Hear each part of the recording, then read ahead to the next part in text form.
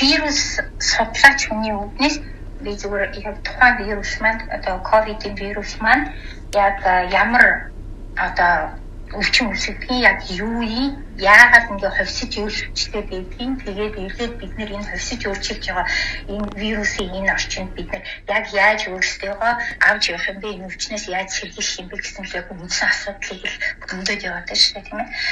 Ингээд энэ асуултанд хариулахын тулд хамгийн түрүүнд би нөгөө тухайн вирусын хөвсөл өөрчлөлт гэдэг юмны талаар нэг тодорхой хэмжээний жоохон ойлголт өгсөн. Тэгээд яагаад гэвэл үндсэндээ юу бид нар баримтлах хэрэгтэй гэхээр тийм ээ ямар хүн гэдэг амьтан чинь яг ямар их онцлогтой юм бэ гэхээр бид нар ямарваа нэгэн ийм асуудалтай зүйлийг тийм ээ айгүй тодорхой болгох гэж ойлгомжтой болгох гэж ингэж тэмүүлдэг. Хэрвээ нэгэнтээ асуудал ойлгомжтой болох юм бол одоо тэр асуудлыг яг яаж шийдэхийг өөрсдийнхөө оюун ухаанаараа томгаагаад ингэ шийдэж яваад өгдөг байна шүү дээ. Тэгэхээр юу гэсэн үг вэ гэхээр тухайн халдварын талаар үндсэндээ бол одоо ойлголттой болж ийж цааш талыгаа бид нар өөрсдийнхөө одоо юу гэдгийг үйлдэлээ хянаад яваад өгөх нэ. Тэгэхээр түрүүн гоё асуулт тавилаа л да тийм ээ. Одоо ингээ хөвсөж өөрчлөлт байгаа. Одоо энэ прогноз чи яг ямар юм бэ? Юу юм бэ гэж хэлээд байна шүү дээ тийм ээ. Тэгэхээр нөгөө түрүүн хонгороо багшийн хэлдгээр тийм ээ одоо энэ хараалтлуудад байгаа бүхэл амьд организм чинь тодорхой ямар нэгэн орчинд ороод ирэнгүүт дасан зохицох хэрэгтэй гэдэг тийм ээ. Яагаад дасан зохицох хэрэгтэй гэхээр тэд нар чинь бүгдээрээ амьд өөрийнхөө удмын мэдээллийг үлдээх тэр амьд байх тэр тэмүүлэл зөвхөн ганц хүнд ч байхгүй тэр микробууд тэр ургамал тэр одоо юу гэдгийг тийм ээ антибиотик бүгдөөрэнд байдаг байна. Тэгэхээр амьд байх тэмүүлэл чинь юу бий болгож ийм нөхөр тэр газартаа дасан зохицоод аль болох өөрийнхөө удмын мэдээллийг үлдээх ийм тэмүүлэлээр үндсэндээ энэ амьдрал чинь тогтчихдаг байхгүй. Тэгэхээр юу гэсэн үг гэхээр тэр одоо вирусын талаар тодорхой хэмжээгээр мэдлэгээ бас дэвшүүлэх болж таарж байгаа байхгүй юу. Тэгэхээр одоо бичиг биетэн тэр микроб гэдэг чинь яг юу юм бэ гэхээр одоо нүдэнд үл үзэгдэх ийм амьд организмыг бид нар микроб гэж хэлдэг. Мэдээж микроб их олон янзын микробууд байдаг. Тэр дундаа вирус гэж нэг микроб байдаг. Вирусыг бид нар бол амьд юм эсвэл амьд биш гэж бид нар огт хэлж чаддаггүй. Юугаараа бас амьд гэж хэлээд байдаг юм бэ гэхээр тухайн эс маань өөрөө биеэд байгаа өсөж үржиж өөрөө олшоод байх энэ чадвартай организмыг бид нар яг амьд организм гэж хэлдэг. Вирусын хувьд бол яг өөрөө биеэд агаад өөрөө олшоод байх тийм үзэгдэл байдаггүй. Зөвхөн өөрөө мэдээлэл авсан гадаад орчноос өөрийгөө тусгаарлах нэг бүрхүүлдэг маш энгийн бүтээцтэй ийм бурхны бүтээл байна. Дандаа би бурхны бүтээл гэж хэлдэг энэ микроб. Тэгэхээр энэ айгүй энгийн бүтцтэй зүйл маань биднэрт яг ямар мессеж өгүүлээд юм бэ гэхээр ийм энгийн бүтцтэй зүйл юм чинь гадаад орчинд тасан зохицохын тулд бусад одоо микроб болон бусад одоо дээд хүчлийн амьтантай харьцуулах юм бол харьцангуй гадаад орчинд тасан зохицохын тулд өөрийнхөө удмын мэдээлэл тогтмол өөрчлөлтөд байх нь байна л да. Гэхдээ яг одоо вирусын хувьд ингээд аваад үзэх юм бол тийм ээ коронавирус ч бай, тийм ээ томоогийн вирус гэх юм зингээ өөрчлөлтийг хоёр төрлийн өөрчлөлт байдаг л да. Нэгдүгээр урсгал өөрчлөлт, хоёрдугаар огцон өөрчлөлт гэж нэг хоёр том ойлголт гарч ирдэг байхгүй юу.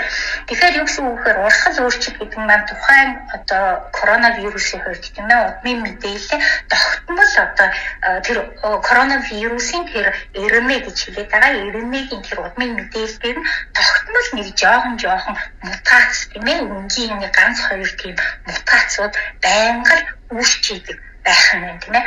Тэгээ үүсчихэд. Ингээ одоо жишээлбэл коронавирус гарч ирээд 2 жил болчихлоо шүү дээ. Хүний популяцийг тогтлоод өнөөдөр 2 жил болж байна. 2 жил болж байгаа явцдаа одоо хамгийн анхны тэр Ухаан хотоос үүссэн тэр нэг анхны зэрлэг омгийн тэр вирус маань 2 жилийн дараа хэдэн хүнийг халдаасан болтоо гэсэн тооцоо бас байх ёстой. За яг дунджаар энэ бол статистик яг юу яасан тоо биш зүгээр дунджаа 50 хүн гэж бодчих л да 50 хүнийг сэлгээд яваад өгчээ. Нөгөө 50 хүнийг сэлгээд явж байгаа хоорондоо тэр явж байгаа хоорондоо яг үгээр гадаад орчиндөө тасан цогцохын тулд тухайн удмын мэдээллийн юм урсгал ганц хоёр мутац үсээ тэгээ явж байгаа хоорондоо тэр мутац маань яг үгээр хоримтлагцаар байгаа одоо яг тэр удмын мэдээллийн бүр нэгэнтээ үүсгээд нэг бүхэл бүтэн тийм популяц тийм одоо мутацтай гомог гарч ирээд энийгээ бид нэр хувилбар гэж хэлээд байгаа байхгүй юу? Хувилбар.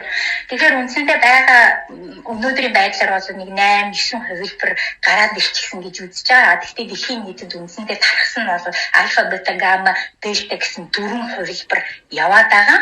Тийм ээ. Гэхдээ энэ хувилбарын одоо нэг онцлог нь юм бэ гэхээр энэ кис шинэ омгийн бол вирус биш ээ. Энэ бол зэрлэг амгтайгаа төстэй. Гэхдээ тодорхой хэмжээгээр удмын мэдээлэл нь өөрчлөгдчихсэн.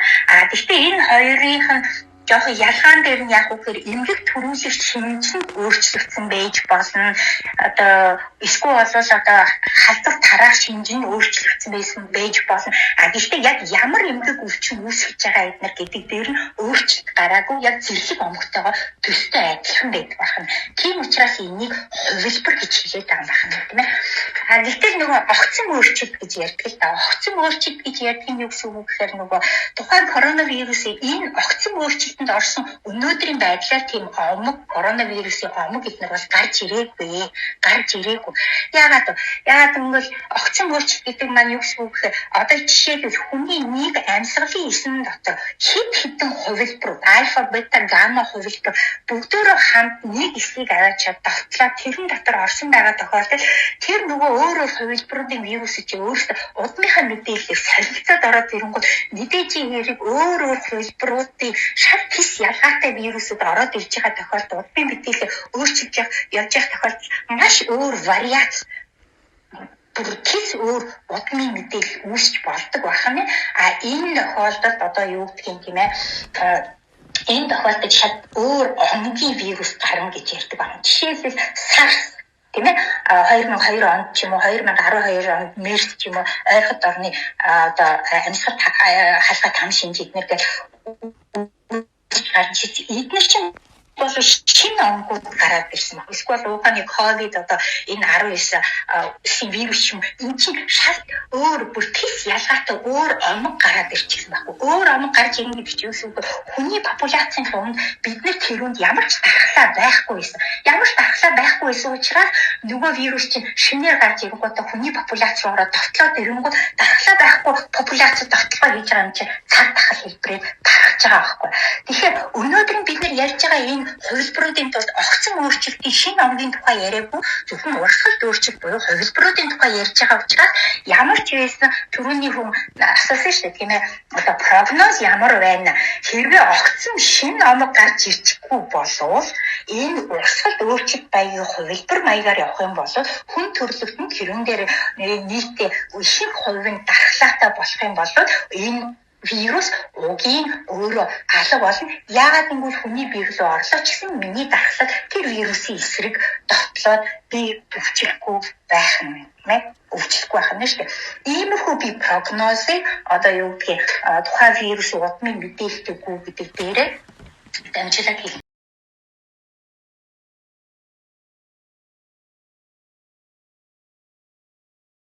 Англи улсын арилтдаг ийм арга замтай боллоо шүү дээ. Тэрнтэй адилхан гараа угаадаггүйсэн гараа угаадаг бол одоо дэлхийн нийтээр өвлийн үйлрэл болоод ирэнгүүт маска зүүдэг болсон. Нэг фан татан яаж ийм гэдэг амьсгалын замыг халдах төвч энэний ханаа том үед их буурсан хатгалаа өвчин их буурсан. Яг юм ямар нэгэн ийм одоо юу гэх юм кризис ийм хэцүү үйл явдал юу бий болоод хүн өөрийнхөө зан өгүүлэлтэд одоо өөрчлөлт оруулах гэж болж таарж байгаа хөө. Тэгэхээр өнөөдрийн бидний өөрийн соёл маань энэ өвчний тархалтыг дэмжиж байгаа бол одоо энэ соёлоо коррекц хийж өөрчлөхөөс өөр арга байхгүй. Тэгээд 1-2 жил цаашаа үргэлжлээд байж байгаа шинэ соёл ястан шинэ соёл шинэ зан үйлчинд бид нарт нутагшаад ороод ирэнгүүт дараа нь эргээд дахин ирээдүйд ийм нөхцөл байдал тулахад бид нар маш мобильны буюу маш одоо юу гэх юм тийм ээ одоо яг Япон, Солонгос, Сингапур эдгээр орн шиг ийм хэцүү нөхцөл байдалд бид нар хүн болгон өөрийнхөө зан үйлийг маш түргэн хугацаанд тухайн үедээ дасан зохицож тэр халдвараас хэрдийх тэр зан үйлийг шууд хэрэгжүүлээд аваад явах боломж гарч ирж байгаа. Энийг бол нэг осондоо нөгөө хятад телевизтэй кризис гэдэг чинь нэг талдаа одоо юу гэх юм тийм ээ боломж байдаг гэдэг шиг юм болгоныг бид нар хараад үзэх ёсгүй. Ингээд бид нар хөгждөг. Тийм учраас магадгүй энэ коронавирус гарч ирээд бид нар цахим ертөнцийдээ танилцж ирэхдээ бид нар Zoom-аар юм уу одоо Clubhouse-аар ингэж ярьдаг боллоо. Хэрвээ ийм юм байхгүйсэн бол бид нар тэгэл бас хэцүү байдалд орох байсан байхгүй. Юу сайн юмны хажуугаар саат ингэж байдаг.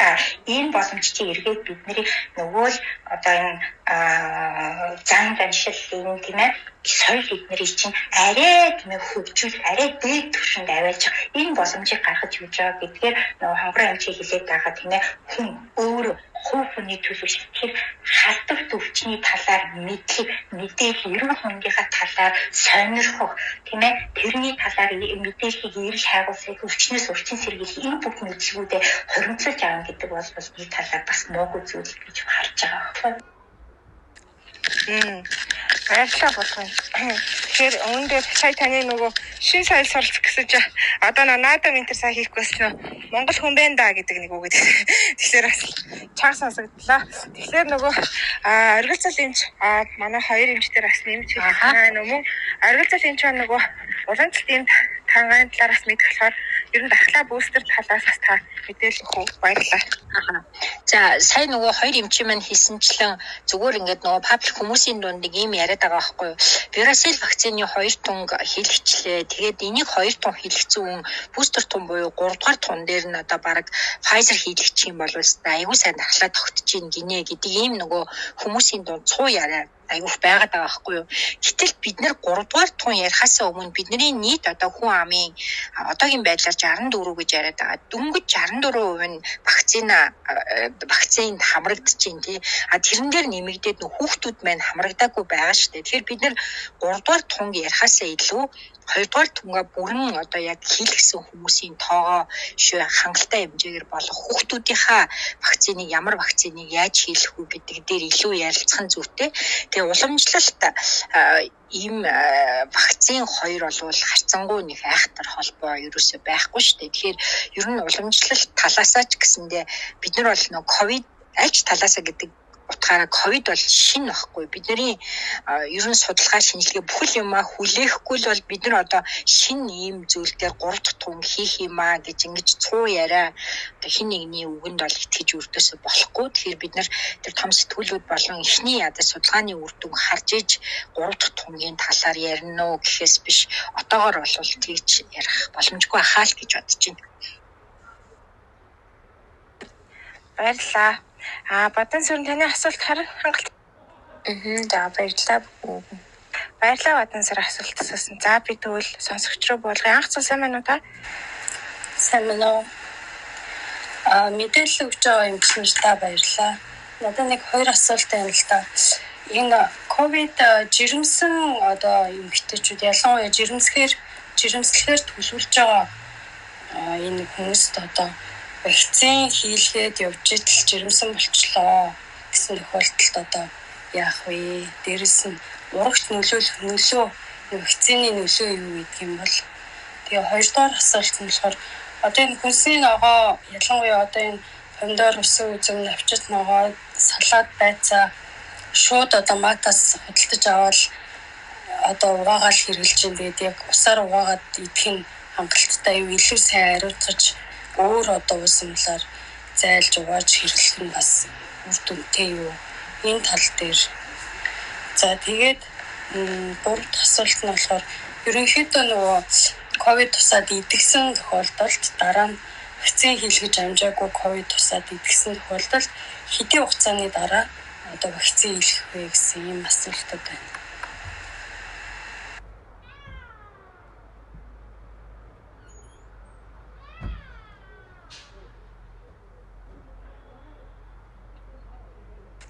Баярлалаа асуулт асуусанд. Оргил зуулийн эмчээс танаас эхлээд хариулах уу? Одоо би шууд дууд тийм 3 инч мэн гэхгүй бол нэг нэ.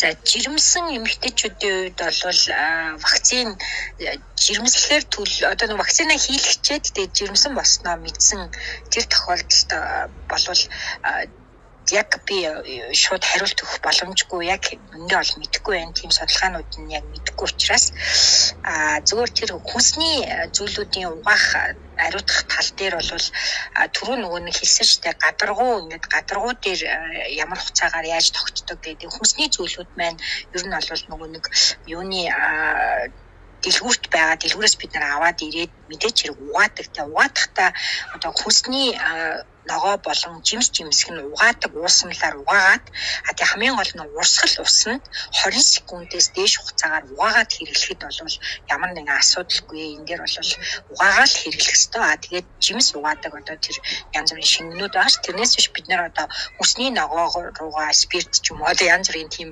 ариутгах юм байц цацах боломжгүй учраас урсгал усаараа тэгээд одоо хүнсэнд хэрэглэх боломжтой тэр бүтээгдэхүүнүүдээрээ зайлаад бүтэн угаагаад хэрэглэхэд асуудалгүй л гэж хэлмээр байна. Тэгээд жирэмсэн дээр манай хонгороо эмч булгаа хоёрд маань бас судалгаа сонсон юм байл хариулах бах тий. Тэр нөгөө вакцинуудаас болохоор Pfizer вакцины нөгөө нэг янзын бүлгийн хүмүүс түнгээр бусад ковидын вакциныг одоо тэргүүлээд явж байгаа. Тэгэхээр энэ нөгөө нэг Pfizer вакцины чи одоо нөгөө 18-наас 6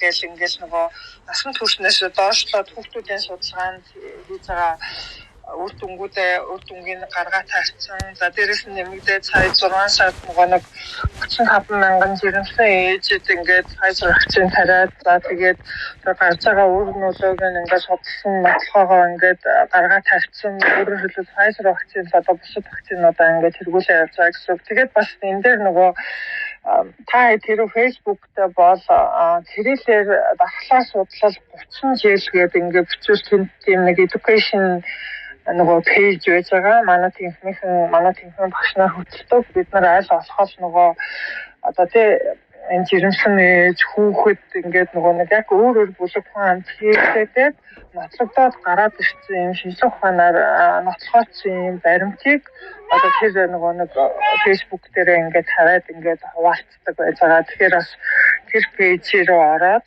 тэр нотлохоо баримтуудыг ингээд бас харж болно. Тэгэхээр нөгөө нэг одоо би юу хэлэх гээд байна гэхээр Pfizer вакцины хэрэгүүлээд явж байгаа. За Pfizer вакцины дээр бол 35,000 ээжид хийсэн судалгаан дээр урагт ямар нэгэн гаш нөлөө үзүүлсэн нэг ч тохиолдол байхгүй байгаа. Тэгэхээр ер нь бол вакцины бол тэр одоо ихээс урагт нэгтгэл урагт гаш нөлөө үзүүлээд авах ямар ч тийм чадваргүй байхгүй юу? Вакцины бол нөгөө нэг одоо эсүүдэд ялангуяа дахлааны эсүүдэд нөлөөлөхөөс биш биеийн өөр эсүүдэд очиод нөлөөлөөд ингээд гаж нөлөө үзүүлээд авах ямар ч тийм чадвар байхгүй. За тэгээд энэ нөгөө нэг энэ жирэмсэн ээж нар одоо юун дээр илүү яагаад яг би л нөгөө тэгжэл бодож байгаа юм шүү дээ. Ялангуяа нөгөө энэ Pfizer вакцины чинь нөгөө мессенжер RNA-д үндсэн гэдэг нөгөө удмын мэдээлэл, вирусын удмын мэдээлэл гэдэг ийм өгнүүд нөгөө яригдаад байгаа учраас одоо энэ вирусын удмын мэдээлэл чинь хүний нөгөө удмын мэдээлэл бас ингэ нөлөөлчих юм шүү гэсэн бас айдас ах шиг байгаа. Тэгэхээр нөгөө вирусын одоо тэр мессенжер RNA гэдэг энэ харьж байгаа тэр удмын мэдээлэл чинь нөгөө хүний өөрийнх нь удмын мэдээлэл рүү орох одоо тийшээ нэвтэрч орох тэрэнд нөлөөлөх ямар ч тийм чадвартай молекул биш. Огт чадахгүй. Тэгээд хүний удмын мэдээлэл рүү ингээд өөрчлөгдөж чаддаг болыг гэхээр нөгөө нэг тэр өөрчлөлтөнд нь хэрэгтэй одоо тэр бүтээгдэхүүн ферментүүд нь одоо хүнд ингээ байхгүй. Өөрөөр хэлбэл тэр вакцины удмын мэдээлэл, хүний удмын мэдээлэл ингээ холилдоод ямар нэгэн сөргөн үзүүлэх боломж угаасаа байхгүй. Тэгээд нөгөө гарцаа одоо энэ жирэмсэн ээжүүдийг хамгаалсан судалгаан дээр нэг ч тийм одоо тохиолдол ерөөсөө огт байхгүй. Өөр юу гэж асуулаа? Ковид тусаад идэгсэн тохиолдолд одоо вакцин хийгдэх хугацаа. За энийг болохоор нөгөө уус болгон бас янз янзаар хийж чинь. Гэхдээ нөгөө дундчаар одоо 2-оос 6 сараас бол нөгөө хэтрээд дими 6 сар хэтэрхий холд чинь нөгөө натурал нөгөө тархлаач найл хэзээ нөгөө эсрэг бие чинь хугацаа өнгөрөх тусам одоо бууж байгаа учраас одоо өвдөд идэхсний дараа одоо 2-оос цаатлан 6 сарын хугацаанд ямар ч байсан вакцинаар одоо давхлаажаа. Одоо тэгэхгүй бол ахиж өвдөх магадлалтай. Тэрнээс гадна нөгөө тэр яг хоёроор өвдөд тогтсон давхлаач нь өөрөө бол одоо маш буурсан байна. Одоо ямар ч хамгаалах чадваргүй болсон байна гэсэн одоо тийм репортууд байж байгаа. Тэгэхээр яг 2-оос 6 сар.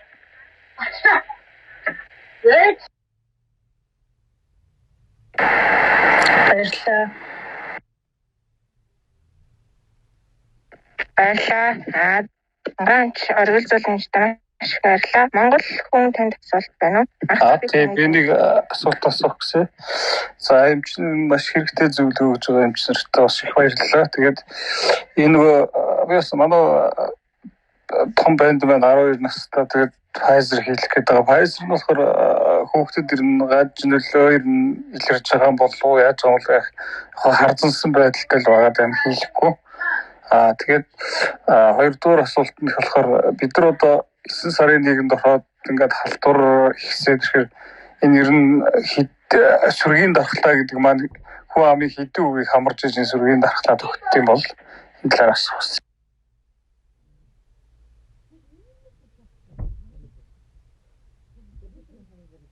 Баярлалаа. Хонгорооч та энэ асуултанд хариулж.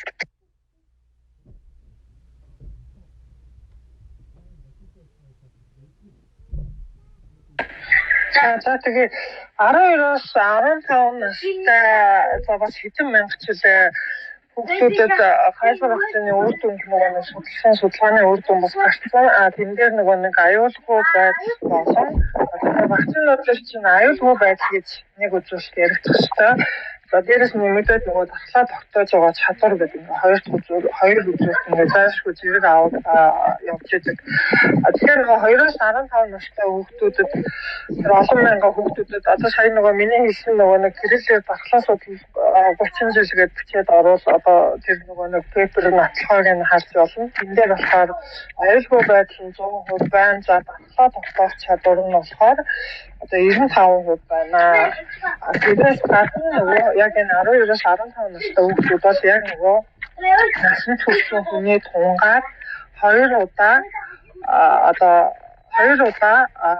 вакциныхаа тунг авч одоо бүрэн дархлаа тогтноо. Өөрөөр хэлбэл хүүхэд байлаа гэдэг тэр вакцины тунг багасахгүй, хэмжээг багасахгүй, хугацааг ямар нэгэн байдлаар өөрчлөхгүй гэсэн одоо ийм баримт гарсан байсан. Тэгэхээр нөгөө 12-оос 15 насны хүүхдүүдэд хийсэн судалгааны үр дүн одоо тэндээс ороод харж байна. Сүргийн дархлаанд болохоор одоо бас хүн амын одоо өндөр хөв байх тусмаа сайн.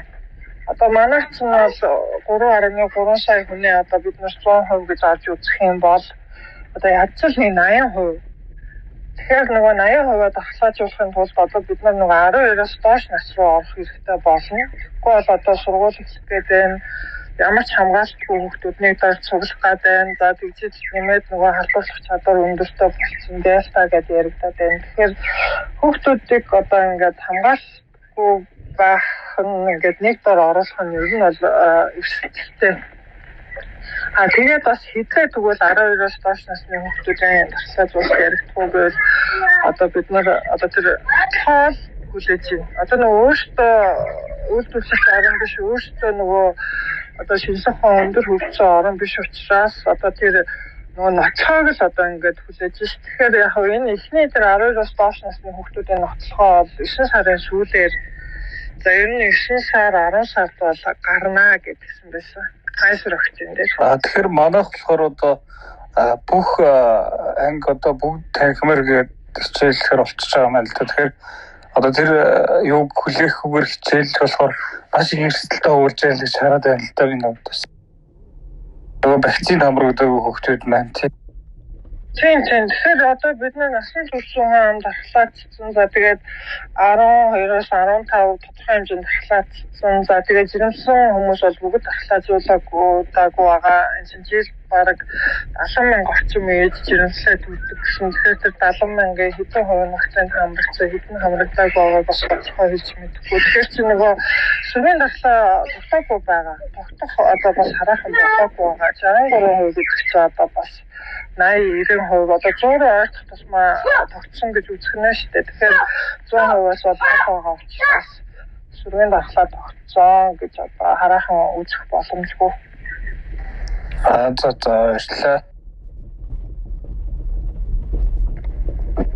Баярлалаа. Гуранч. За өөр асуулттай хүмүүсээ асуух боломжтой. Тэг өнөөдөр бид нар бас нөгөө оргилцол эмчээсээ уламжлалтын эмчилгээний талаараас товчхон мэдээлэл бас авах гэсэн. Яагаад гэвэл нөгөө манай дээр яг би одоо хүмүүсийнхээ өмнөөс асууж байгаа болохоор Facebook жоохон иш татаж яриад байгаа. Тэгээд нөгөө уламжлалтын эмчилгээг стандартд оруулсан байна. Тэргээд одоо хэдгээр 100 байна тэр гэсэн маргаан бас их дагуулгадчих байх шүүсэн. Гэтэ зөвхөн тэр уламжлалтын танк шүүмжилсэндээ биш яг л та хажууд нөгөө бичигдсэн бас зан үйл ойлголтуудыг бас шүүмжилсэн л байсан л та. Тэгэхээр ер нь бол уламжлалтын танк яг ковидыг бүрэн эмчилж байгаа. H1N1 дээр бол жишээ нь 100% бараг уламжлалтаар эмчилгэжсэн гэсэн яриа энтрийг бол зурагтаар бас мэргэжлийн хүмүүс нь ярьж байсан. Та энэ талаар бас мэдээлэл авч. За ер нь бол анх ковид нөө хятад гарсан үеэс ахуулаад ер нь бол уламжлалт эмчилгээний арга барилууд эмчилгээний одоо ямар бүтээгдэхүүнийг ямар эм тан ургамлуудыг илүү үр дүнтэй байна гэд анханасаа судалгаа бол маш хийгдчихсэн. Ялангуяа хятадд бол энэ судалгаанууд маш олон бүтээгдэхүүн дээр хийгдсэн. Тэгээ тэрэн дээр бол нөгөө чихэр өвс тэгэл одоо сүүлийн үеийн тэр чацарган гэдэг аюул олон судалгааны мэдээлэлүүд гарсан байгаа. Тэгээ тэрнтэй холбоотой манай МОСИМ-ийн үйлдвэрийн хажуудах эм судлалын хүрээлэн дээр нэмэгдээд манай бас өөрийн уламжлалтын эмнэлэг байдаг. Тэгээ энэ эмнэлэг дээр ингээ хоёр бүлэг хуваагдаад ковидтой хүмүүсийг эмчилгээнд аваад тэгээд тэр ковидтой хүмүүсийнхаа тал одоо тэр яг эмнэлэгтээ хэвтчихэд тал бүлгийг нь Европын эмээр тал бүлгийг нь болохоор уламжлалт эмээр эмчилгэж ингэж бас бяцхан судалгаа хийгдсэн байгаа. Тэгээд энэ судалгаагаар бол уламжлалт бүтээгдэхүүнийг хэрэглэсэн өвчтнүүд Европ бүтээгдэхүүн хэрэглэсэн өвчтнүүдийн эдгэрлийн үед бол ямар ч ялгаа байгаагүй. Өөрөөр хэлбэл уламжлалт эмчилгээ үр дүнтэй байна гэдгийг бол ямар ч хэсэг өөрсдийнхөө хэмжээнд харсан. Тэгээд та хэдийн мэдж байгаа ч ер нь бол тэр нород олоо гэдэг бүтээгдэхүүнийг бол яг комбинацид нь оруулаад эмчилгээнд оруулаад явж байгаа. Тэгээ энэ нь бол үр дүн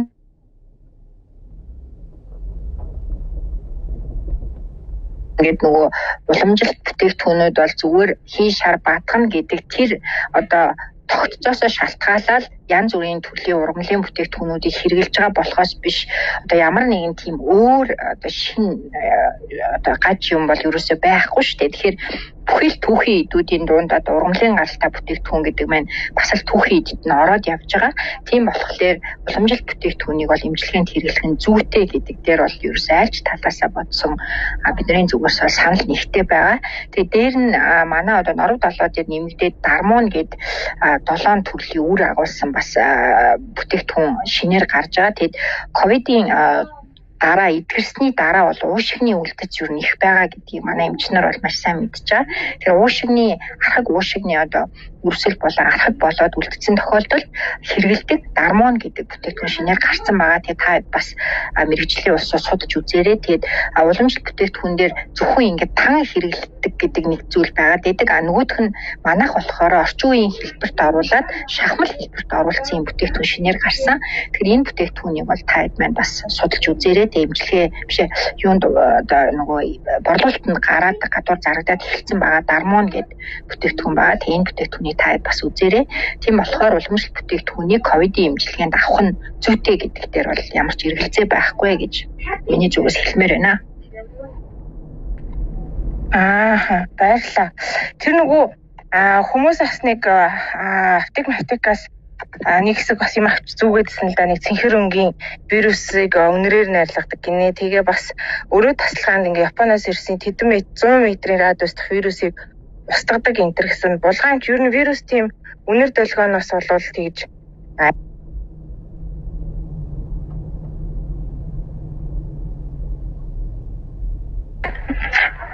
үнэр долгооноос юунаас хит аваад хитний туяаг бас айгүй түгээмэл хэрэгэлдэг. Яг нөгөө химийн бодис эднэр одоо гадагшаа ууршдаг эднэр гэдгийг бол би бол мэдэхгүй юм. Яг тэрнээр нөгөө үндсэндээ халдвараас хамгаалах стандарт эднэр дээр бол тиймэрхүү аргуудыг болон хэрэгэлдэг. Яг нөгөө агаарын нөгөө вирус эднэрийг устгах эднэр дээр бол одоо химийн бодисыг шүрших арга бас нэг хэрэгэлдэг.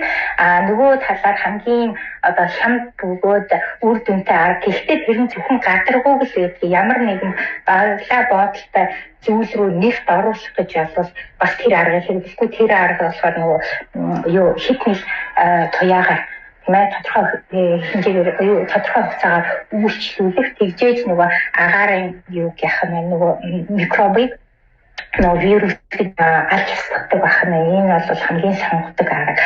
Яг коронавирусын хувьд бол ямар арга айгүй их одоо яг агаарын хувьд бол ямар арга хамгийн одоо хямд бөгөөд хамгийн найдварт арга гэх юм бол нефт салхилуулах тийм ээ.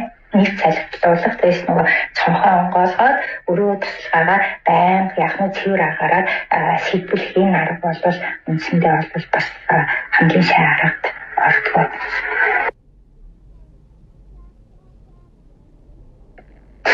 За баярлалаа. Тэгвэл бас яг 100% хамгаалах үг нь бол жоохон эргэзээ тийм ээ тий. Нэг юм л тавьсан байсан ширээн дээр нэг газар орсон чинь тэгээ 100 метртэй вирус хүүгээд маска тайлан гэдсэн байхгүй.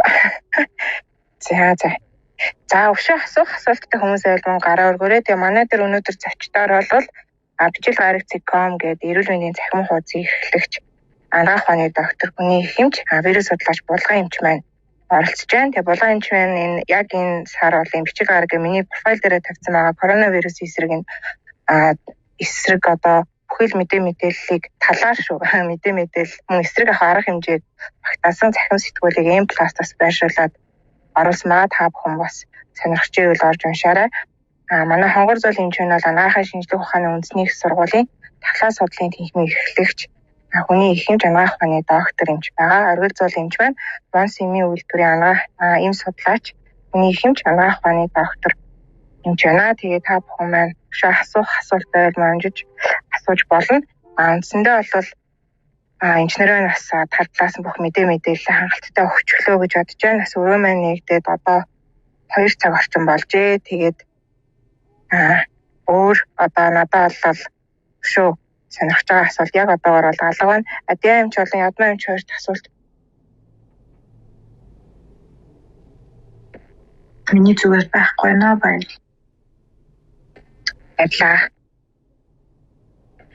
Тэгээд ер нь бол манай бас урилгаар оролцож байгаа 3 эмчид маань ерөнхийдөө иргэдэд бас яг энийг л хэлчих гэсэн одоо үг байгаа л ер нь бол эцсийн дүндээ бол халдвар хамгаалал үргэлжлүүлэн сахихгүй бол бид нэр салахгүй маань гэдэг дээр бол буу нэгтээ сая дурдлаа. Тэгээд өшөө ерөнхийдөө дахиад нэг хэлчихсэн гэсэн үгнүүд байгаа л бас үгүй.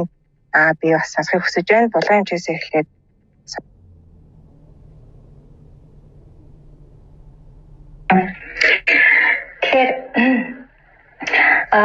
одоо жишээлбэл тийм ээ сүүлийн хит асуултан дээр одоо вакцины талаар их асууж штеп тийм ээ вакцины талаар ялангуяа жирэмсэн одоо тодорхой нэг тусгай бүлгийн хүмүүсийг зориулсан шүү дээ. Одоо жирэмсэн болчоод ч гэдэг юм уу эсвэл бага насны хүүхдэд энэ одоо коронавирусын вакциныг хийгээд ямар гаж нөлөө гарах юм бэ? Ялангуяа вакцинтай холбоотой бас тодорхой хэмжээний асуулт гарч ирж байна. Одоо жишээлбэл тийм ээ жирэмсэн эмэгтэйчүүд дээр ирж байгаа тохиолдол тийм ээ одоо урагт нөлөөлөхгүй гэдэг маань тухайн өвчин үүсгэгчээс нэгдүгээр хамаардаг байна. Тэгээд тухайн вирус тухайн вакциныг яг ямар аргаар гаргаж авсан гэдгээс их хамаардаг. Жишээлбэл улаан бурхан болон Zika вирус эдгээр бол үндсэндээ нөгөө урагт тийм ээ дамжиж нөгөө юугаар плацентагаар тийм ээ ихсээр дамжиж ураг руу орж гинтээдэг бахна. Гэтэл одоо жишээлбэл улаан бурханы вирусыг болохоор идэхгүй жисэн амьд вакциныг хийдэг учраас яаж юм хөр нөгөө жирэмсэн эмэгтэй хүнд тухайн вирусын вакциныг огт хийдэггүй.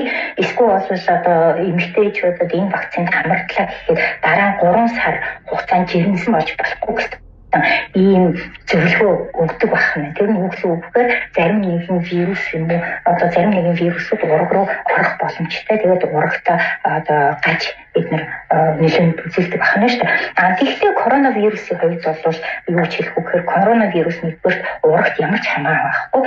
Коронавирус бол зөвхөн амьсгалын замын эсүүдийг эмгэгшүүлдэг. Нэгдүгээр хоёрдугаар яг нөгөө хит хитэн айгүй олон вакцинууд гаргаж авч ирсэн шүү дээ. Тэр дотроос тийм ээ зарим нэг нь итгэхгүй жисэн ялангуяа хятадын вакцины болохоор итгэхгүй жисэн ийм вакциныг бас хэрэглээд авшиг тиймэрхүү нөгөө гаргаж авч байгаа арга нь бас өөр байсан. Энэ тохиолдолд бид нар одоо жишээлбэл Pfizer юм уу Moderna, AstraZeneca, Johnson эдгээр гэнэ судалгаа шинжилгээ аягүй сайн хийгдсэн вакцинууд эднэрийн хувьд ярьж байгаа тохиолдолд яг үгээр яг ямар үед тийм ээ тухайн вакцин одоо нөлөөж болж байгаа нөгөө тухайн вакцин өөрөө ямар нэгэн одоо бид нар эмч хүн бүгдээрээ хийж байгаа шүү дээ. Ямар нэгэн эмч дандаа л эерэг сүрэг гэж юм байдаг.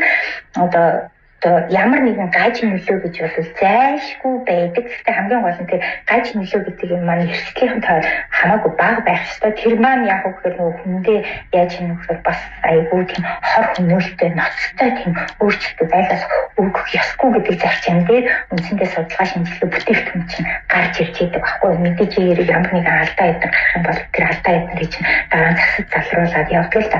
Яг энэ тохиолдолд яаж юм гэхээр энэ коронавирус одоо Pfizer юм уу тийм AstraZeneca гэдний хувьд бол юу гэж хэлж байгаа гэхээр одоо урагт ямар нэгэн нөлөө үзүүлэх үедэр бол ураг хитнээс нөлөө үзүүлэхгүй яагаад гэвэл тухайн нэгдүгээр тэр гаргаж авч байгаа тэр вакцин чинь амьд вакцин ч юм уу сулруулсан вакцин ч юм уу тийм огтхон биш.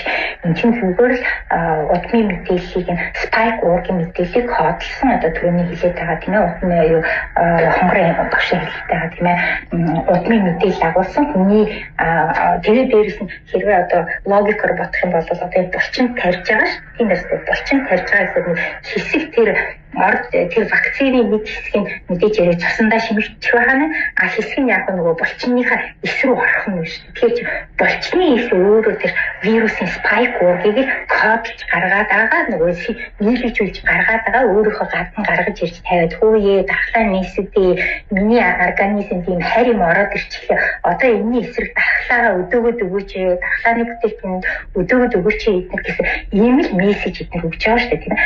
Тэгээд яг үгээр энэ чинь гүйж очиад одоо юу гэдэг юм нөгөө ургийн тийм эсрэг нэвтрээд орох тиймэрхүү үйл боломж эдгээр бол байхгүй. Гэхдээ нөгөө вакцин чи өөрөө гаж нөлөө гэж хэлжсэн би түрүү удааны одоо ийм ярилцлагуудаар байнга тогтмол хэлж байгаа гаж нөлөө гэдэг нь юу гэсэн үг вэ гэхээр тэртээ түрүү вакцин гэдэг юм маань өөрөө харь зүйл учраас харь зүйлийг хүнд аваачаад тарчингууд тэрний эсрэг тодорхой хэмжээний өвөрмөц болон өвөрмөц дархлааны ургал дандаа өдөөгч идэг тэрэнд бол яг үгээр нөгөө цитокинууд интерлейкинууд тийм ээ мөн эсрэг бие тэгсэн хүн ялгаахгүй дархлааны бүтээгдэхүүн өөрөө энэ дархлааны бүтээгдэхүүн маань яадаг вэ гэхээр нөгөө түрүүний яриад ямар нэгэн эд эрхтэнд очин мэдээж хэрэг цусаар дамжиж байгаа гэж бүхэл эрхтэнд очино. Тэгээд очиж байхдаа тухайн эрхтэн дээр очиад жоохон өрөвслийн төр зуурын өрөвслийн процессыг өдөөд энэ өрөвслийн процессыг өдөөж явах энэ явцад хүнд тодорхой хэмжээний одоо биеийн янз бүрийн тийм шил тэмдгүүд илэрдэг. Хэрвээ бид нар том ханаа том үднэр дандаа л өвдөж ирсэн. Өвдөж явахад яг үгээр зөвхөн найталаас ханиалахаас гадна өчнөө олон шинж тэмдэг илэрдэг үздэг, толгоо өвддөг, халаа өвддөг, булчингаар өвддөг, үеэр өвддөг. Одоо зарим хүмүүсүүд нь бүр суулгадаг эднэр.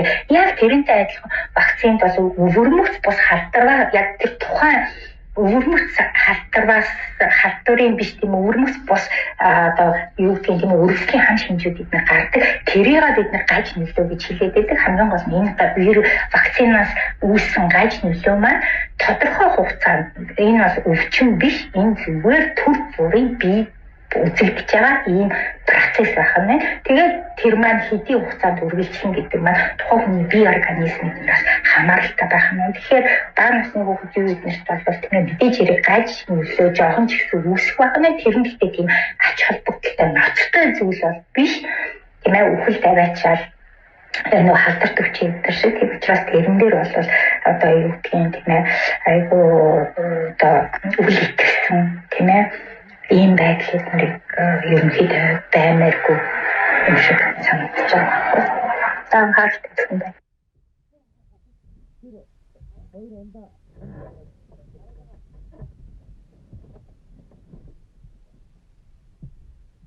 Баярлалаа болгоомжээ. Хүмүүс бас нэгийг бодож хоёрыг тунгаалгасан баха. Тонгоромж танд ямар хэлмээр? За ер нь энэ нэг цаг үетэй холбоотой одоо бас одоо юмрын ажлын хайжгаа сайн дураараа ингээд бас нэг зөв мэдээлэлийг өгчий одоо нэг ганц чаддаг мэддэг зөв чигээхээ талаар хүмүүст ингээд бас хэрэгтэй мэдээлэл өгчий гэдэг ковынхаа хувьд бол одоо хичээж байгаа. За гэхдээ бас л энэ мэрэгчлийн хүмүүс нь ерөөсөө дуурахгүй хаач үгүй мэрэгчлэнтэй ч юм уу мэрэгчлэнгүй ч юм уу гэдэг асуудал одоо ер нь байнга л явсаар байдаг. Тэгэхээр одоо би юу гэж хэлэх гэж юм гэхээр ер нь одоо энэ ковид гэсэн цагаас хойш ингээд хүмүүс ингээд айгүй их тийм мэрэгчлийн биш хүмүүс ийм нарийн шинжлэх ухааны талаар айгүй их тийм чөлөөтэй ярьдаг болсон л да. Одоо тийм одоо вирус их ярьж, дархлаа ярьж, эсрэг бийж ярьж, вакцин ярьж, за одоо сүүлийн үед юу одоо дархлаа тогтооч вакцины үр дүн олохондоо жоохон хот тавдаг байх шиг байна. Тэгээд яг тухайн хүн одоо сүүлийн 2 жил уншиж судалсан байлаа гэхэд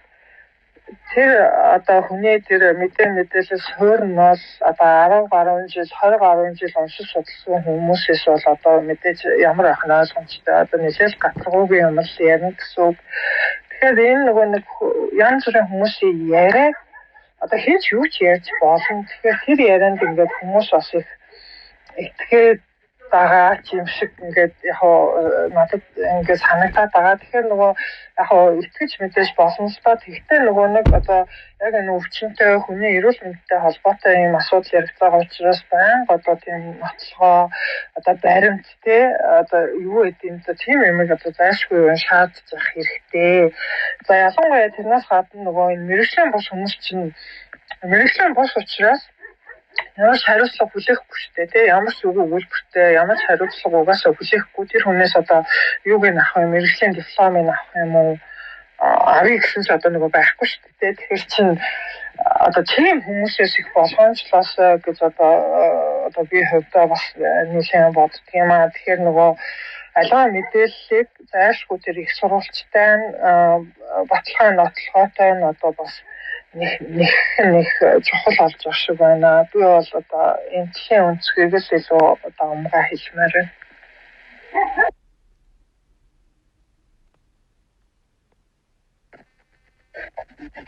За тэгээд амралтын өдөр ингээд цаг заваа гаргаад энд бас орж ирсэн бүхэл хүмүүстээ ялангуяа энэ зочдтой бол маш их баярлалаа. Яа тэгэхээр мэрэгжлийн үднээс зөвлөгөө өгнө гэдэг бол маш үн цэнтэй мэдээлэл байдаг.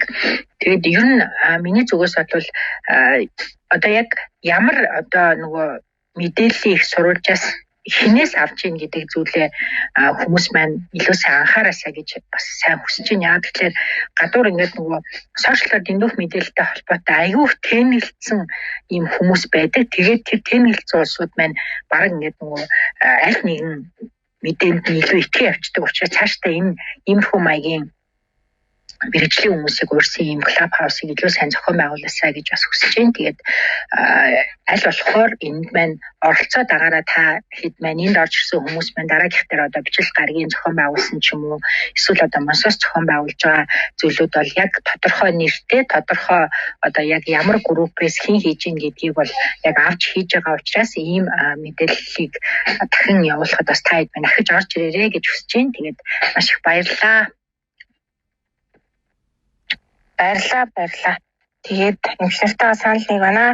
Хонгоромж бас маш зөв мессежийг өглөө. Тэгээд үнэхээр зөв их сурвалжаас мэдээлэлээ хэдүүлээ авч сурья. Тэгэхгүй болохоор ер нь одоо нөө мэдээ үздэг хүн байхгүй бүгдээрээ шууд нөө фейс дээр шууд сошиал юу хөгжсөн учраас мэдээний одоо сайтууд ч гэсэн шууд сошиал руу тавьдаг. Тэгэл ковид туссан хүмүүс насан туршийн дархлаа үүсдэг байж болзошгүй гэл яг мэдээллийг бол би бүр яг уншиж ийсэн. Тэгээ гихчээний гэтэл өнөөдөр бол хонгороо амж тэрийг бол яг батлагдсан зүйл биш гих зэрэгээр ингээд хэлж ийн тэгэхээр бас хэдүүлээ илүү их одоо их сурвалж байгаа маш сайн зөв сонгож орж сонсдог соёлд суралцъя гэж бас уриалмаар байна. Тэгээ баярлалаа. Тэгэхээр хүмүүс ерөнхийдөө одоо гар өрөхгүй байна гэхээр асуух асуулт бол үлдээгүй юм шиг байна. Тэгэхээр ингээд ярилцлагаас өндөрлөё гэж бодож ийн. Тэгээ 3 эмчтэй маш их баярлалаа. Өнөө амралтын өдрийн ихөө цагаа гаргаад олон сайхан үнэтэй мэдээллүүдийг өгсөнд тэгээд таагуурынхаа ажилд нь өндөр амжилт хүсье. Тэгээд клуб хаус дээр зөндөө олон дахин уулзалт хахаа. Энэ өдрийнхөө хугацааг ингээд өндөрлөе даа тийм.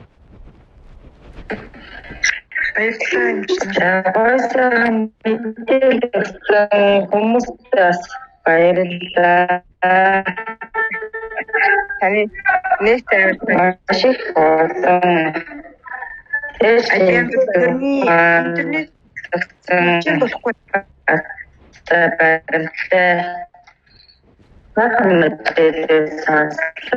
Баярлалаа. Викэн хавцсан. Ингээд жижигтэй нөө.